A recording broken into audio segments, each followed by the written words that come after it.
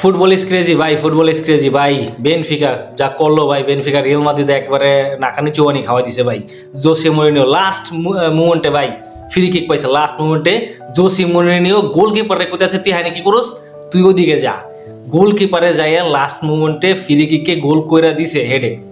Benfica last মিনিটে গোল করে next রাউন্ডের জন্য কোয়ালিফাই হয়ে গেছে, আর রিয়াল মাদ্রিদ সুপার 8 থেকে বাদ পড়ে গেছে।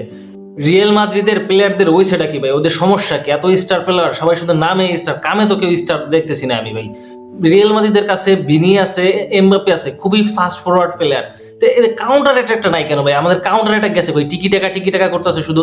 কাউন্টার অ্যাটাক ছাড়া এই সমস্ত সময় ম্যাচ বের করা যাবে? যেভাবে টিকি টাকা করে ম্যাচটা টাইম নষ্ট করতেছে, শেষের দিকে সে টিকি টাকা করতেছে। এমবাপ্পের মতো প্লেয়ার আছে, আমার ভিনির মতো প্লেয়ার আছে, আমি ফাস্ট ফরওয়ার্ড খেলি, আমি কাউন্টার অ্যাটাক ট্রাই করি, কাউন্টার অ্যাটাকটাই নাই ভাই। একদম কাউন্টার অ্যাটাকটা ধুয়ে পড়লাই দিছে ভাই। কাউন্টার অ্যাটাক ছাড়া এই সমস্ত ম্যাচ বের হয় ভাই? মিরাজটা খারাপ করে দিয়েছে একদম টিকি টাকা করে। আর মাস্তান তো আমার হয়েছেটা কি ভাই, ট্রেনিং এ শুনি এত ভালো ভাই, ম্যাচে আসলে পরে ওর সমস্যাটা কি হয় ভাই? এত সুন্দর বল কাউন্টার অ্যাটাকে যাইতাছে, ওরে বলটা পাস দিছে, বল লুজ। যেই কবার প্রথম হবে ওরে, যেই কবার বল ওরে পাস দেওয়া হয়েছে ভাই, প্রত্যেকবারও বল লুজ করছে। একবারও না সাকসেসফুলি ড্রিবল করতে পারছে, না ঠিকঠাক মতো একটা পাস দিতে পারতেছে। যখনই ওর কাছে বলটা যাইতেছে ভাই, তখনই বলটা লুজ করতেছে ভাই। কিচ্ছু বুঝতেছে না কি খেলতেছে ছেলেটা।